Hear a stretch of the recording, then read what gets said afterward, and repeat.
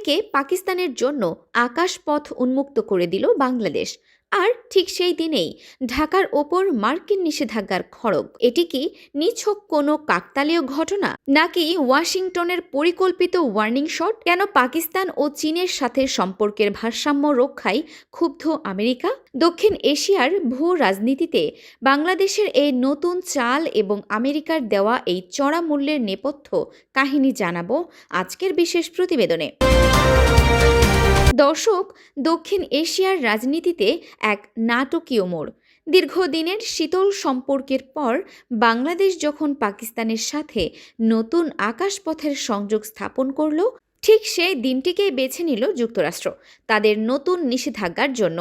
মার্কিন state department বাংলাদেশের নির্দিষ্ট কিছু ব্যক্তি বা প্রতিষ্ঠানের ওপর এই নিষেধাজ্ঞা জারি করেছে, যদিও কূটনৈতিক ভাষায় একে মানবাধিকার বা গণতন্ত্রের দোহাই দেওয়া হচ্ছে, কিন্তু আন্তর্জাতিক সম্পর্কের গভীরে তাকালে এর ভিন্ন অর্থ দাঁড়ায়। বিশ্লেষকরা মনে করছেন, বাংলাদেশ যখন ধীরে ধীরে চীন এবং পাকিস্তানের সাথে সম্পর্কের ভারসাম্য রক্ষার চেষ্টা করছে, তখন ওয়াশিংটনের এই নিষেধাজ্ঞা আসলে একটি পরিষ্কার সতর্কবার্তা। আমেরিকা হয়তো বোঝাতে চাইছে যে দক্ষিণ এশিয়ায় তাদের নির্ধারিত বলয়ের বাইরে গিয়ে নতুন কোনো জোট গঠন করলে তার জন্য কড়া মাশুল দিতে হতে পারে।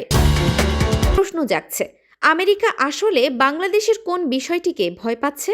যুক্তরাষ্ট্র চায় না এই অঞ্চলে ভারতের একক প্রভাবের বাইরে অন্য কোনো শক্তিশালী অক্ষর তৈরি হোক।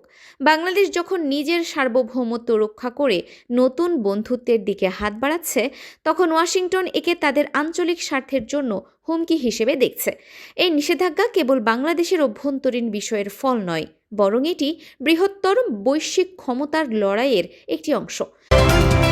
2026 সালের এই সময়ে দাঁড়িয়ে দক্ষিণ এশিয়ার রাজনীতি এখন এক জটিল স্নায়ুযুদ্ধের কেন্দ্রবিন্দুতে পরিণত হয়েছে। আমেরিকা যখন গণতন্ত্রের বুলি আউড়ে চাপ সৃষ্টি করছে, তখন বাংলাদেশ পাকিস্তানের জন্য আকাশ খুলে দিয়ে নিজের কৌশলী অবস্থানের জানান দিয়েছে।